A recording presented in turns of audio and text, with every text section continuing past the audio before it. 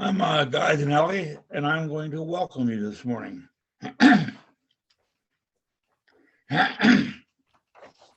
Welcome to Common Curiosity, full of questions or simply open. Welcome, whoever you are, wherever you live, whoever you love, whatever you do for a living. You are welcome at the Susquehanna Valley Ethical Society. Let us embrace wonder together and encounter new delights. Thank you, Guy, for those welcoming words. I'd also like to welcome some that have just come in. We have Coach Mitchell and Amir. Welcome with us this afternoon. And our visitors, if you would like to receive Valley News or further information from us, you can provide your information, contact information in the chat at the bottom of your screen, and we can get back to you. I also would like to welcome each of you here. Our Valley Free School and the children are outside, and they're practicing for their play that they're going to perform for the adults next Sunday at Stone Soup. And so we'll be excited for that next Sunday. The Susquehanna Valley Ethical Society is a community of all walks of life that learns and grows together through shared values, doing good, and nurturing the human spirit. We are a safe and courageous place in which members can build a community of friends, find inspiration and purpose, provide moral education for their children, celebrate seasons and life events, and clarify their worldviews.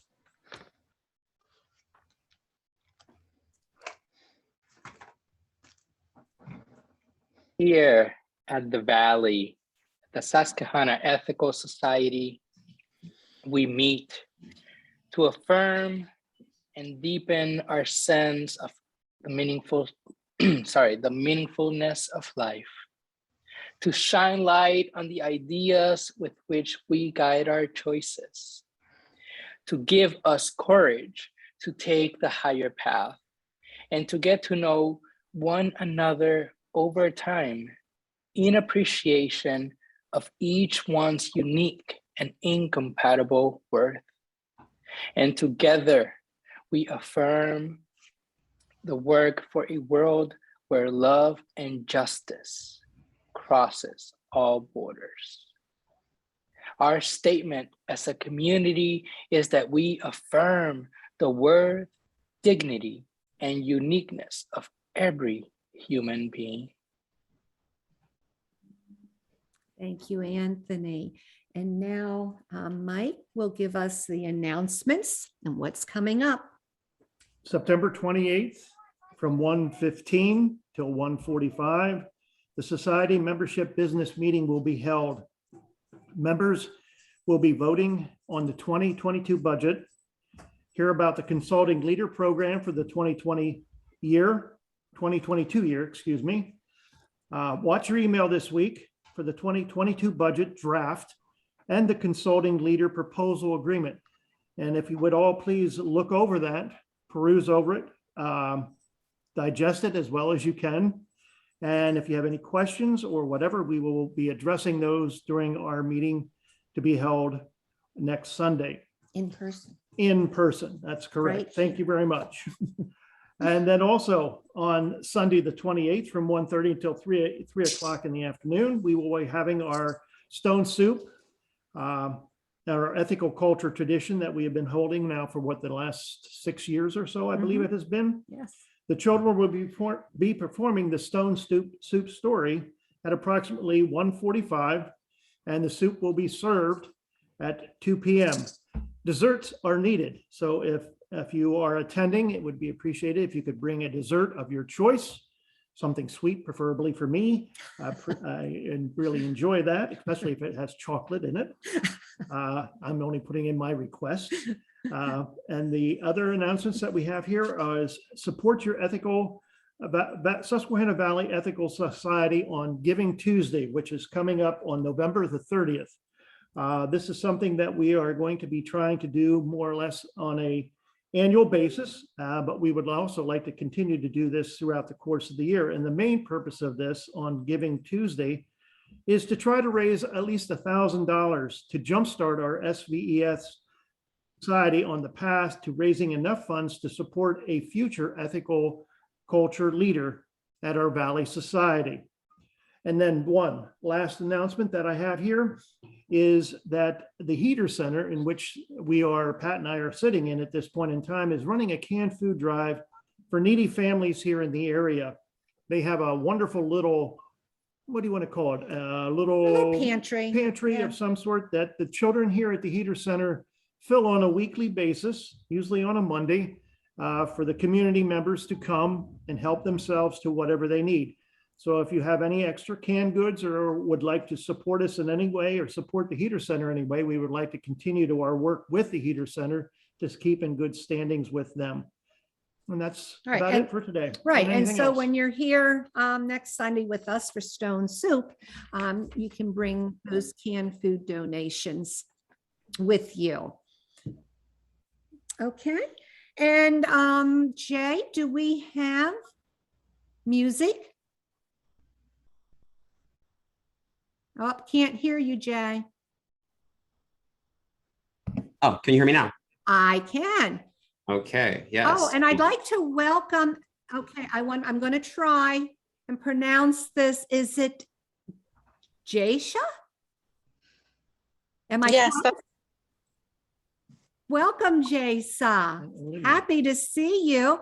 And Lena, happy to see you today. And Olivia, I can see Olivia too. Okay, Jay, I'm sorry. No. All right, give me a quick second. Just gonna share my screen.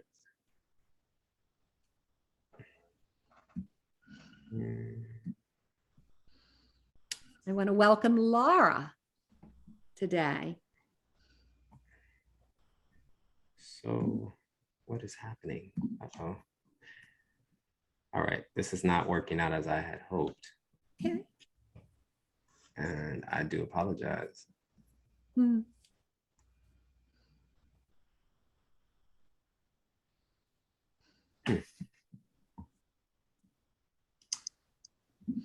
By the way, you're looking quite dapper today, Jay. I mean, you always looking good, but I particularly like what you got going today.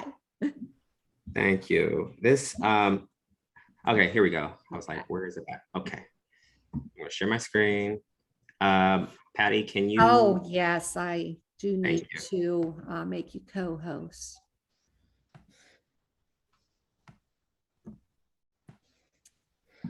Thank you. You're welcome. We won't sound too heavy on the ears.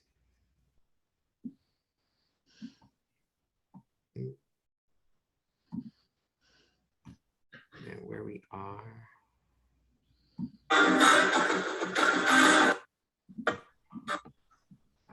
Making sure I'm sharing the right share sound.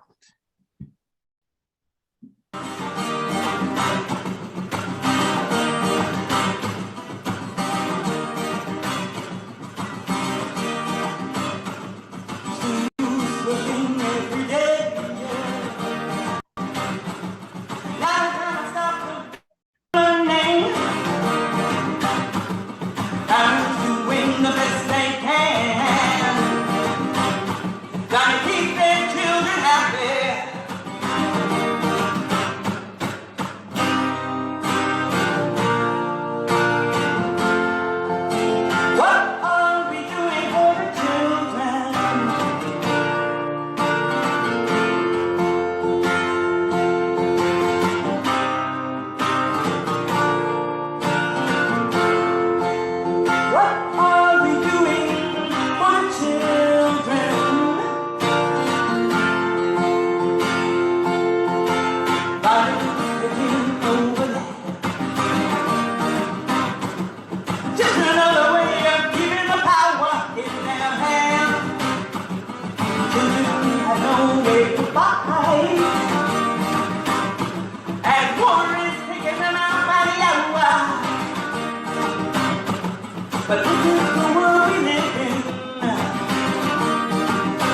Yeah, this is how we live it now.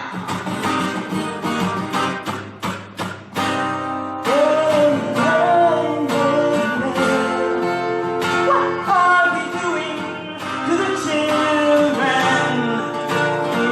Yeah, yeah.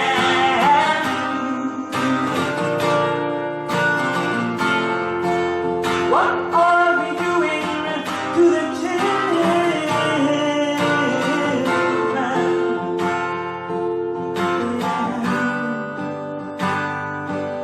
When you see a mother cry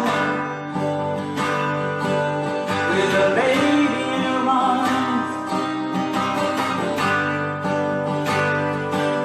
we must stand by her side.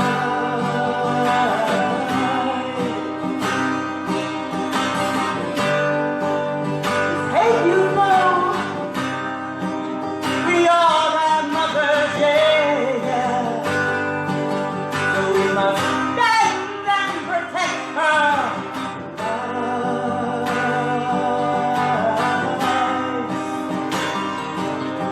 rights.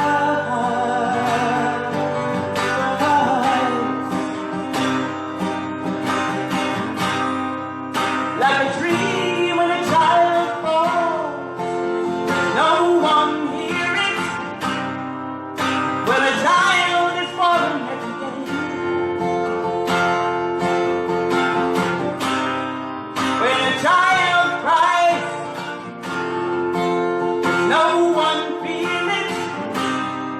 What will it take to make you rise? Rise up, rise up, rise up.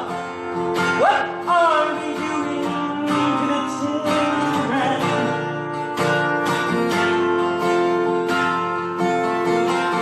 This is the time that we take and more than we're giving. This is the time that we're doing more dying than living. You know it.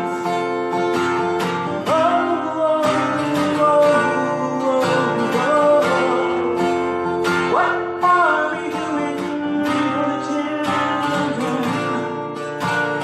I'm gonna give the baby my hand, yeah. La la la la la la la la la la la la la la la la. Sing for the children now. La la la la la la la.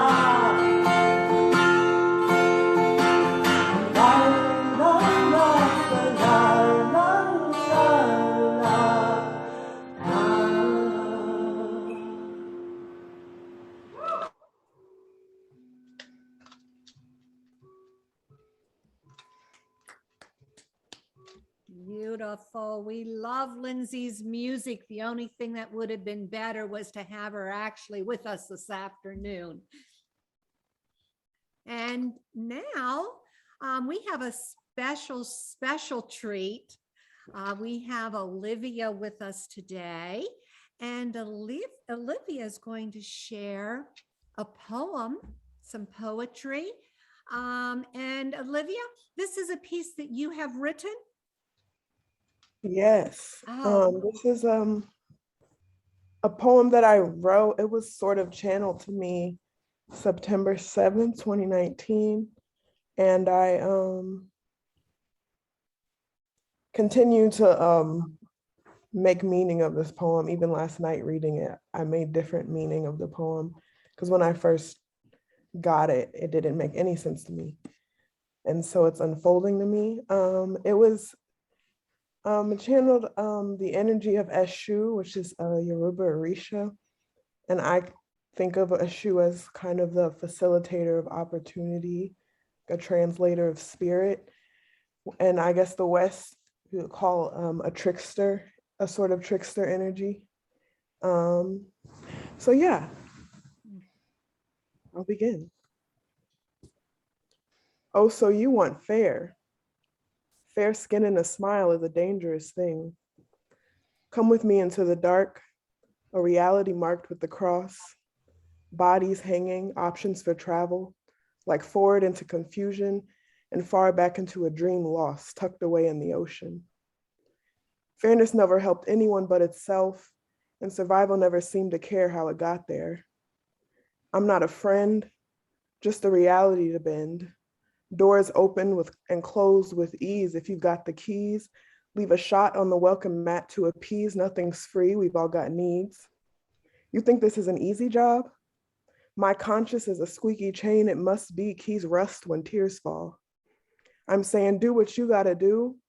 I travel high and low and they all look like you. Buttons pressed and all of a sudden you're looking high for a comfort to come through. That's not my job to do. Nothing gets past me. So don't come knock at my door when you're cut with the blade and want the wound sewn up. More people have places to go. And there's a traffic light at the four-way stop. I'm standing at the crossroads between after and before. It's not an angel directing traffic and a devil didn't cause the traffic jam, just me. And I have the green lights and the reds dancing at my hands. Thank you. Thank you. Thank you.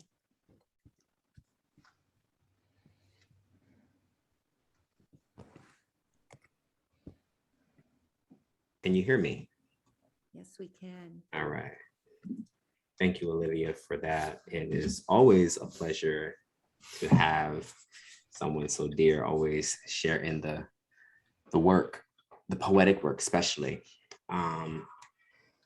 It's going to be probably a little bit more of a lengthier platform than what I do here. So I want to give you a heads up because I want to acknowledge.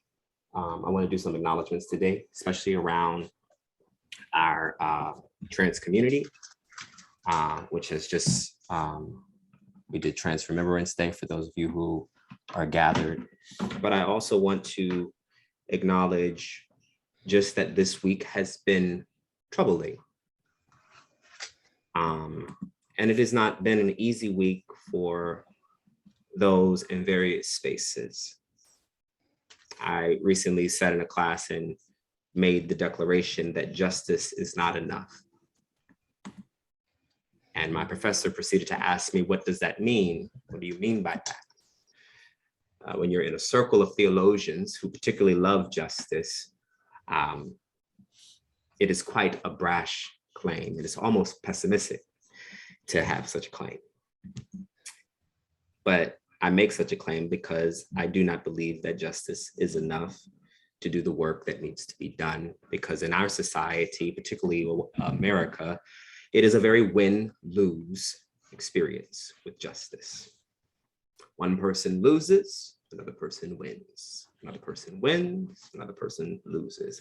And as a result, we would think that we had learned something possibly from sports about being a team player.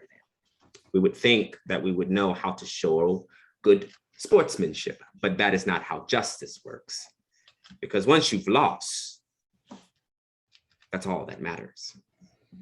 Once you win, that's all that matters. And so I hold all of those tensions today.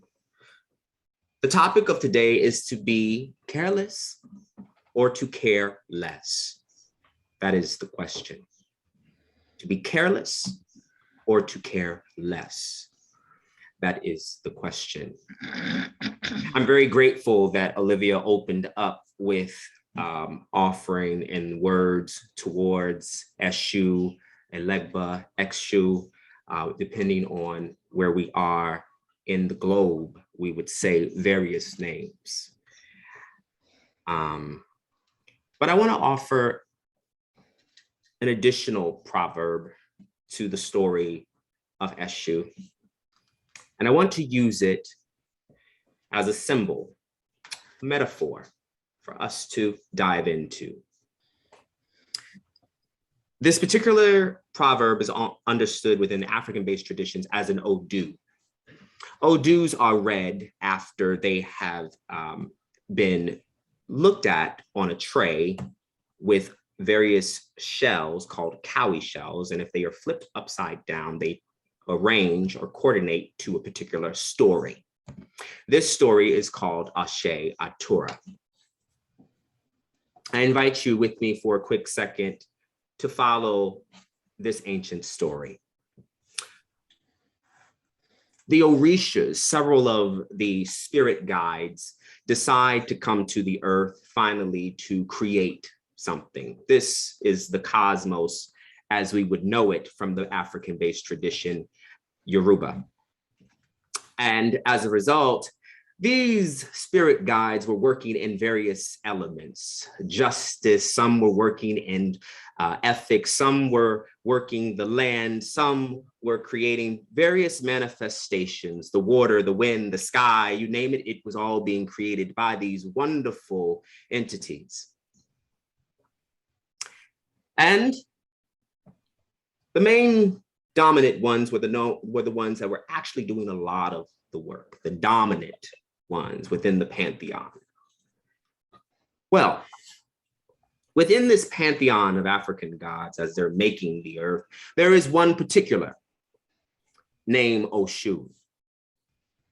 And Oshun is known as the spirit guide for sweet water, love, and as well as compassion and sensuality.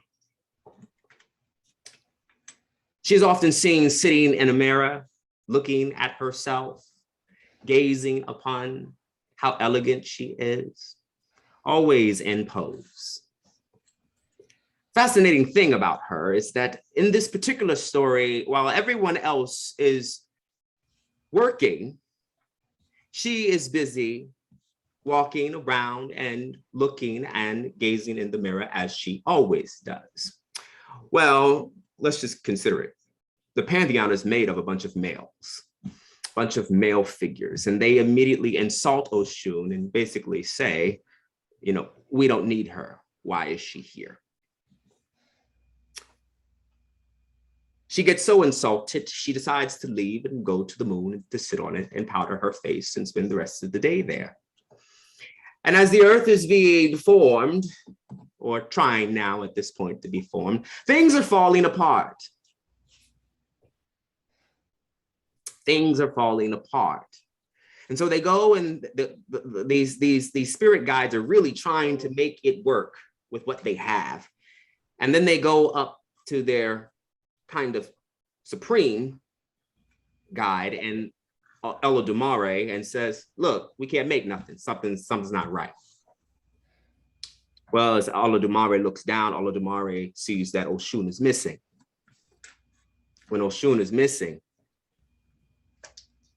they say, well, you know, Olodumare says, of course you can't create nothing because Oshun is missing. The other spirit guides say, well, we don't need her. She doesn't matter. She doesn't matter. Her gifts don't matter. Her presence doesn't matter. But oh, how we fail to forget the power of beauty. Oh, how we fail to forget the power of love. Oh, how we fail to forget the power of such a gift if we practice it. Oshun is a representation of love, sensuality, and beauty and sweet water. When that leaves the planet, what do we do? Whatever do we do? Being insulted, in short, she basically gets an apology from the other spirit guides. And she turns to them and says, never let it happen again. But of course, she still has to deal with the insult. She still has to deal with the hurt. She still has to deal with the discomfort. And so Oshun, in the part of this story, in this folklore, turns her attention to herself. Intimately, intentionally, to find comfort in the discomfort. After being insulted or injured, she has to do some healing work. She has to do some reconciliation. She has to honor the truth that is also her reality, as well as the truth within her. Some of us probably have had to go through that process multiple times, that we have to heal and reconcile and honor the truth of our reality, as well as the truth within us. As a result of her turning her attention to herself intimately and intentionally, she produces an offspring, as you heard from Olivia, called Elegba, which is the child of the crossroads. I invite you to revisit Elegba from a vantage point, an ethical vantage point. Elegba is the child of the crossroads. He holds a very powerful intersection of communications. He is wedged in the spaces that are betwixt and between. He is neither here nor there or anywhere, but also everywhere. He is couched between the cosmos and the casual. He is the reality and the divinity. Very, very interesting thing. But what does it have to do with humanists and ethical culture, possibly, you wonder? Is that I invite you to think about Elegba as a good example of an ethical intersection. An ethical intersection that produces results around the careless or to care less. How do we care? How do we care? I had the opportunity to look up online because I know my friends, some of us love to be very clear about our definitions. The definition of careless came out in the following way: not giving sufficient attention or thought to avoiding harm or error. Not giving sufficient attention to thought or harm or error. Not concerned or worry about. I really appreciated this one. To not have forethought. To not have forethought to the outcome. So that's careless. To care less is the act of no interest or investment. In other words, to be carefree. You have no concern, no investment. You are carefree. This often can be seen in other dialogues, possibly in our current reality of understanding systems, and particularly American systems that deal with oppression. We often hear the term privilege. This is a good example of to be carefree. I sit with this thought of to care less or to care less. And I bring in this story as a way of thinking about our posture when we think about folk, and particularly moments like Oshun. The other Orishas thought she didn't matter. And at the same time, her work really did matter. Her presence mattered. Her gift mattered.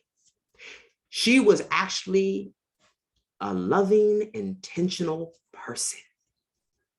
Out of all of the hard-working folk, her presence made everything else that was being made fortified, justified, stronger, better, caring. It was intentional because she had a real presence of intention. We always want to have a presence of intention, especially I know this community loves to have intention. It's the reason why we acknowledge all of you when you come into the room. It might feel a little geeky. It might feel a little weird. It might feel too wholesome, but I guarantee you it's the intentionality of what love does. It is the moment where we arrive to the real need after a rough day to have something sweet come upon us to embrace us. A lot of times we don't even get that in a full day. We don't get it at our job. Did we do what we were responsible for? Did we hop on the next bus ride? Or did we go ahead and hop on the train? Or did we sit in that class and turn in that assignment? I guarantee you, you're not getting an email back that says, I appreciate you, I love you. It just simply says, thanks.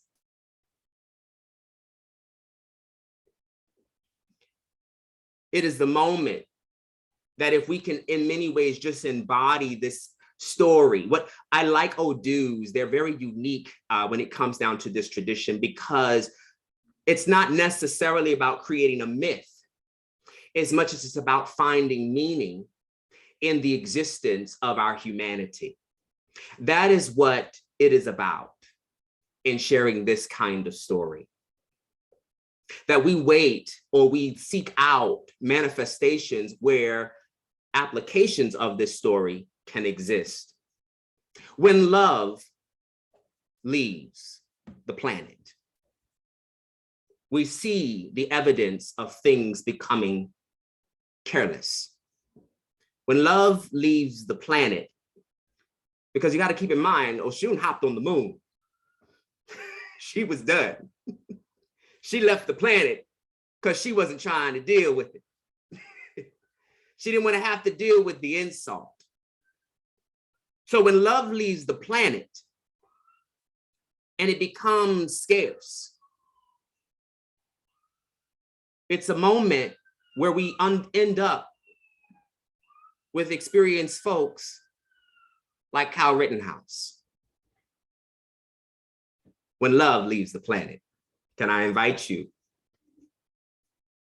When love leaves the planet, illegal weapons and 2 people can get killed.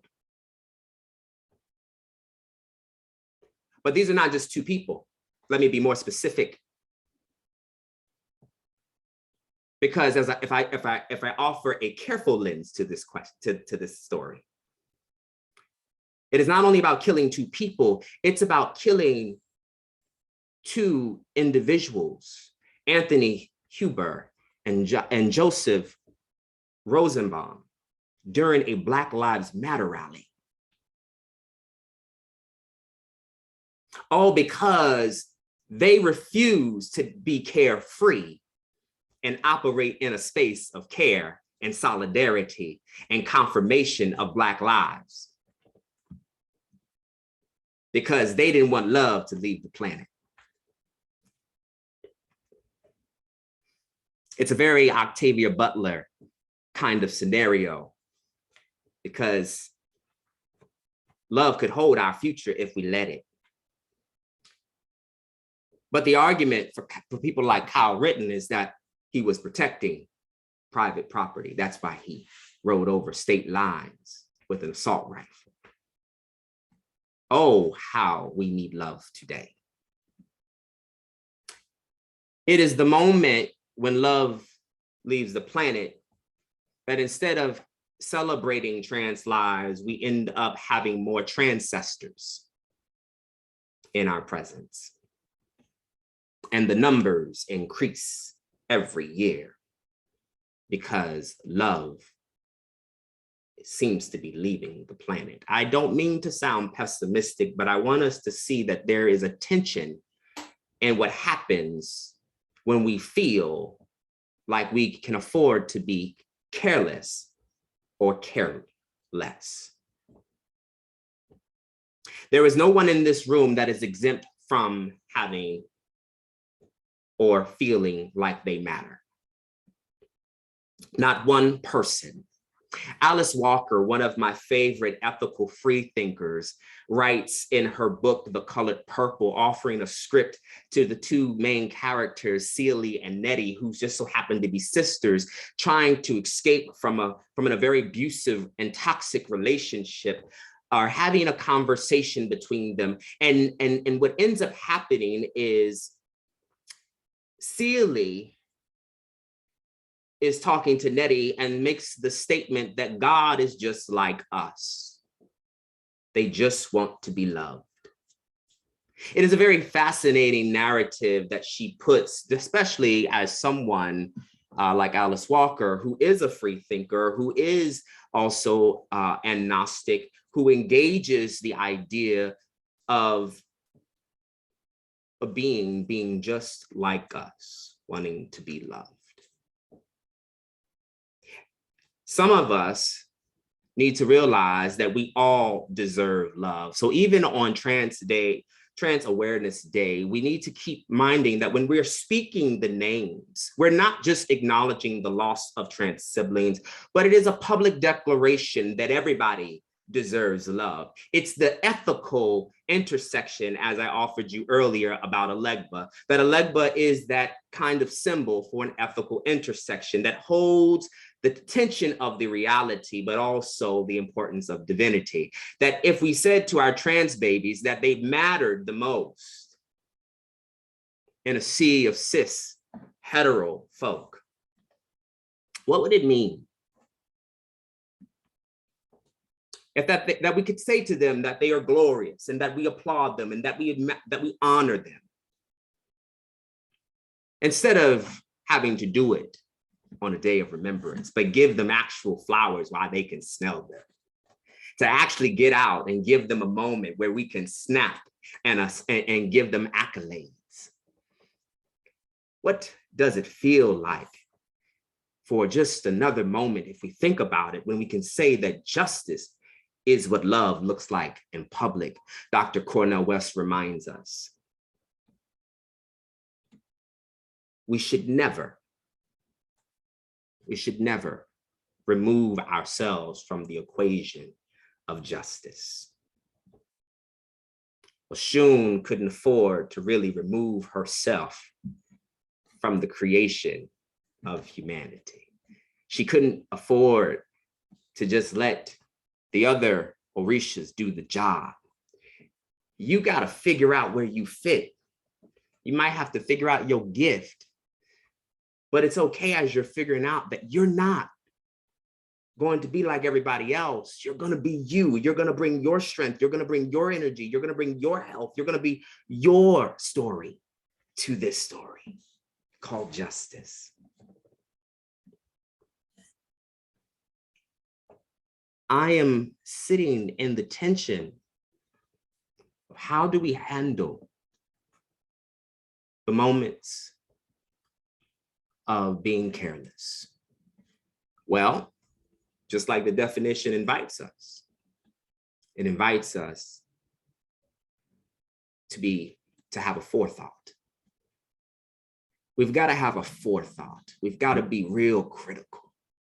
We've got to get a critical eye to looking at things, a detailed eye. I'm asking you almost to be like artists with me for a few minutes, looking at the small details of things and realize how they're laid out. And actually, maybe like the teacher in me too, that also has to kind of predict what might happen, what questions might come up for the student or what so have you, because all of those things happen when you have forethought. You won't walk around careless. You'll be careful with the thing that you say next. You'll be careful with how you might actually reach out to touch somebody. You might actually be mindful of how you show up at somebody's presence. You might actually come to a space where there's consent, where there's understanding, where there's shared space. All because you decided to look at how carelessness happens in the world. Some of you have gotten to a place where you realize, especially a lot of my white counterparts, have shared in making sure that they are not carefree of every situation. And you keep pushing on your other friends and families and those to not operate from a space of being carefree, but realize that when somebody is facing injustice, it's an injustice everywhere. It's that wonderful Dr. King narrative It is when we practice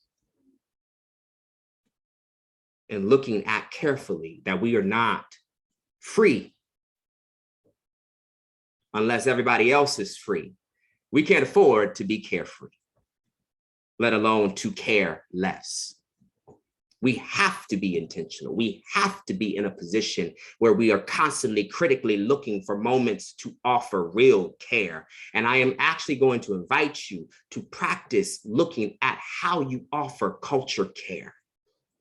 One of my favorite authors, as I grabbed one of their books, I was reading, I wanted to share with you, is Makoto Fujimura. He writes a book on culture care. And I want to invite you with this idea. What he says here is that reminders of beauty can present justice in words, images, songs that draw us in and captivate our intention. They draw us in and captivate our intention. Words, images, songs. It's the reason why we have the poet. The great Shelley in 1886 writes, he's a poet, says that poets are the unacknowledged legislators of the world. It is moments where we look at songwriter. It's moments where we look at to the artist. He goes on to say that culture care is a logical extension of resistance to injustice. Here, if anybody knows anything about ethical culture, we love a good logic, we love a good reason. And we have plenty of reasons to make sure that we practice an ethical extension of resistance to injustice. We draw upon several things that makes us intentional so that we can reach out and speak truth and speak to not only the mind of the matter, but the heart of the matter, so that we can transform community. It is that where no matter who you are, what walk of life you come from, that love is a multi-dimensional. It is a multi-dimensional covering of difference. It accepts and honors uniqueness. It makes us intentional. It embraces beauty. And when we are left in silence, especially in moments regarding Trans Awareness Day, especially when we see a verdict that doesn't speak to who we are as individuals,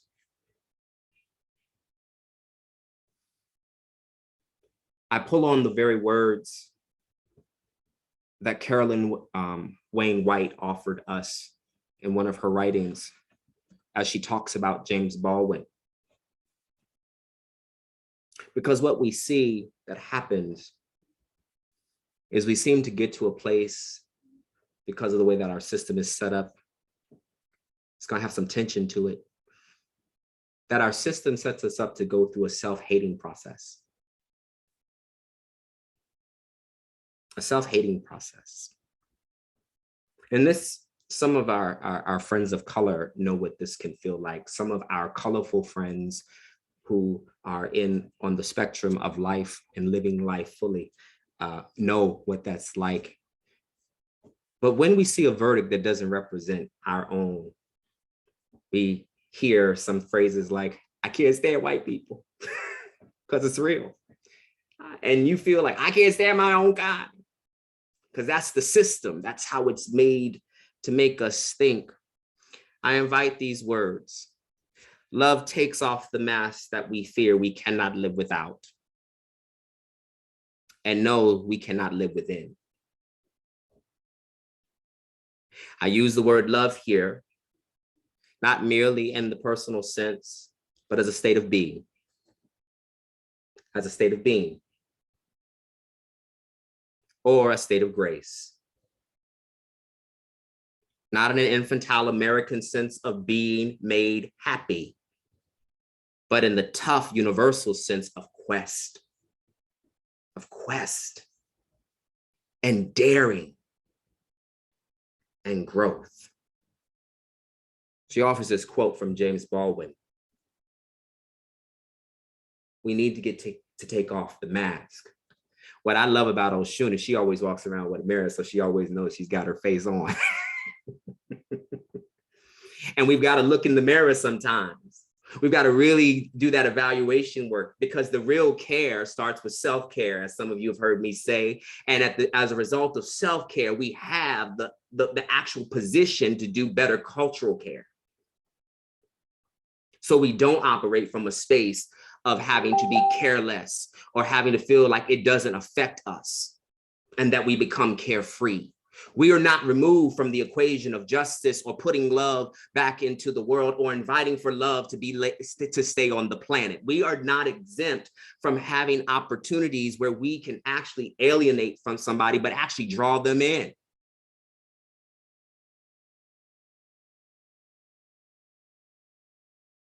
Carol Wainwright writes this: Baldwin conjoins the private and the public, the personal and the political, to describe a transformative embodied love that brings awareness of our common humanity. I don't think we can be in this space and afford, even if we are in the valley, even if we are out in Susquehanna, where we might feel is the middle of nowhere, the nowhere places got somewhere to be.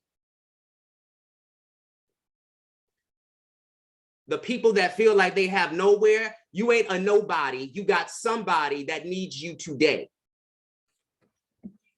I don't care how far you are. I don't care what you might do for employment. I don't care if you have a PhD or if you just got a simple GED. We all got some work to do here today. That's the work that we do, great or small. It doesn't matter your position. It doesn't matter the words. It doesn't matter. As long as you got the right action to do love as an action, we can get some things done. So we cannot remove ourselves from the equation, but we have to be reminders of beauty that is still in the world. We have to be reminders of love that is still in the world. We have to take on postures and be images and be songs for somebody else's heart. When your heart is still broken, you keep singing. You keep singing.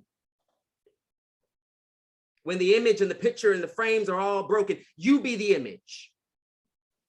When the words are not there, you be the love. You be the love language that somebody needs.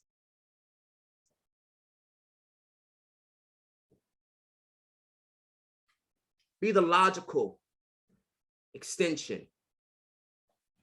It's the reason why we're called, I would assume, called Homo sapiens. Can I expand on that a bit? I kept looking at this word because I kept thinking about what our dear friend David came and offered us about civilization. And I kept thinking, I said, this is such an interesting word. What resonated with me the most was not only the idea about Homo sapiens, but the idea that the term means wise man. And I said, wow, we are people already ingrained with operating. We are a humanity that already operates with wisdom, constantly in pursuit of wisdom. And if anybody loves wisdom, if you love philosophy, if you love being educated, if you love those things, you have no choice as a Homo sapien to enjoy falling in love with wisdom. Your love always meets wisdom. It will always meet wisdom. It will always be critical. There will always be a critical lens towards how to care for folk. When David talked about that last week, it's a critical lens on our humanity, on how we care for each other. So I invite us to think about ourselves within the likeness of our humanity as Homo sapiens, working where our love meets wisdom, being identical by the love and the care that we offer, being identical by the simple framework of also how we show up for each other. When I see you, you should see me. The African word Ubuntu means I am because we are. And that is what this is about. I'm going to invite Anthony to join me real fast as we just pour out for the names of those lost during trans awareness. Because I would be remiss, as much as we have so many colorful siblings here, as well as people of color here. And I'm just grateful that we can share in that intersection and space together. And me and Anthony are going to call out names. And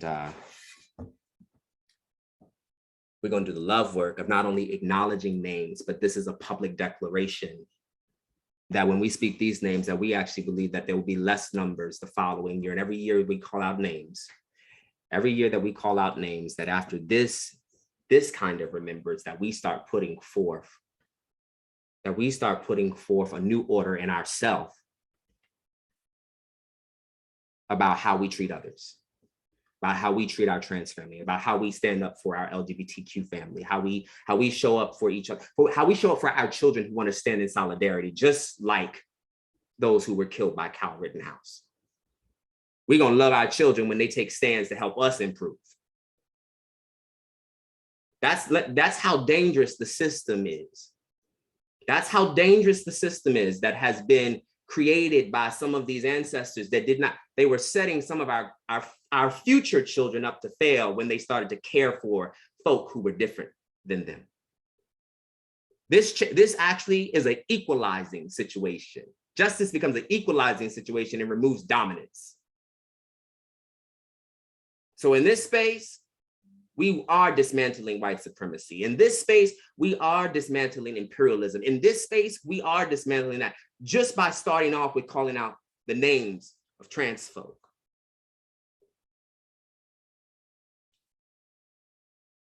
Anthony, you got your list? I'm ready, darling. Look, thank you for holding space. All right, let me open up my list here.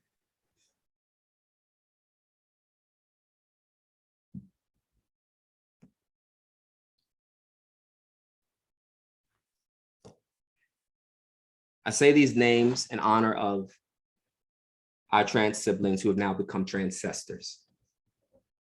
That we speak their names as a declaration and a justification and a fortification to focus on the living and the fullness of life and the pursuit of life in all forms of those who matter. Tayana Alexandra, Samuel Aman Valentin, Bianca Muffin Banks, Dominique Jackson, 50 Bands, Alexis Braxton, China Carchilio, Jeffrey JJ Bright, Jasmine Kananady, Jenna Franks,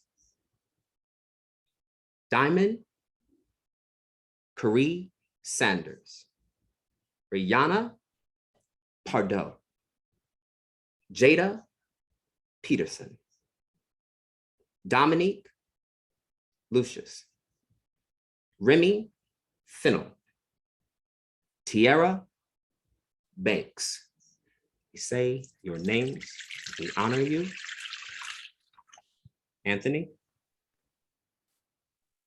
Natalia Smut, Iris Santos, Tiffany Thomas, Kerry Washington, Yahaira de Alto, Whispering Wind Bear Spirit, Sophie Vasquez, Danica Danny Henson, Serenity Hollis, Oliver Ollie Taylor, Thomas Harden, Poe Black, AJ Boykin, Adalyn Evans, Taja Ashton,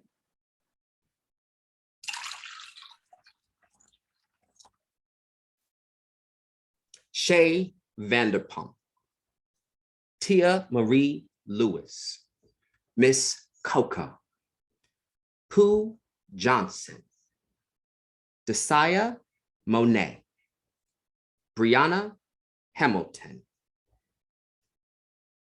Kier Laprice Cartier, Mel Groves,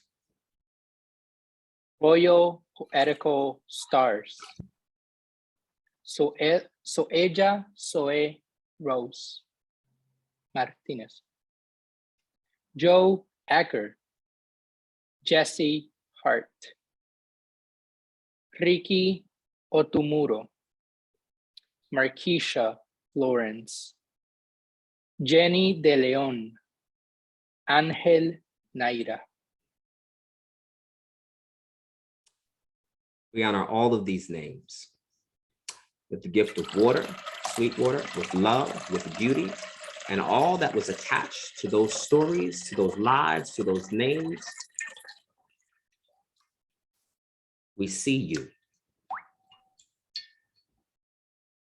We feel you, and we thank you. We see you, we feel you, and we thank you. Do you mind joining me in just saying that with me? We see you, we feel you, and we thank you. In our tradition, Felix Adler would say that the dead are not dead unless we truly remember them. We will remember. We remember those today. I thank you for joining me, and I hope that we have a forethought towards care. Patty, it's all yours.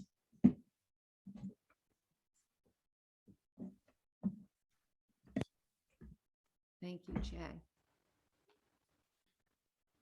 Take a moment to feel what Jay has shared with us.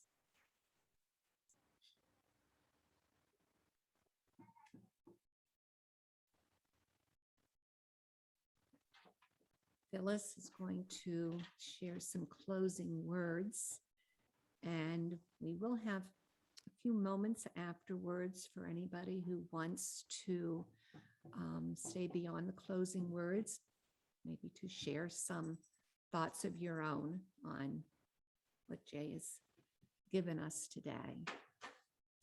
Phyllis? I'd like to close with these words today. May you live in love. May you nourish justice. May you breathe compassion. May you embrace the power of the human spirit. And may you live in gratitude all the days of your life.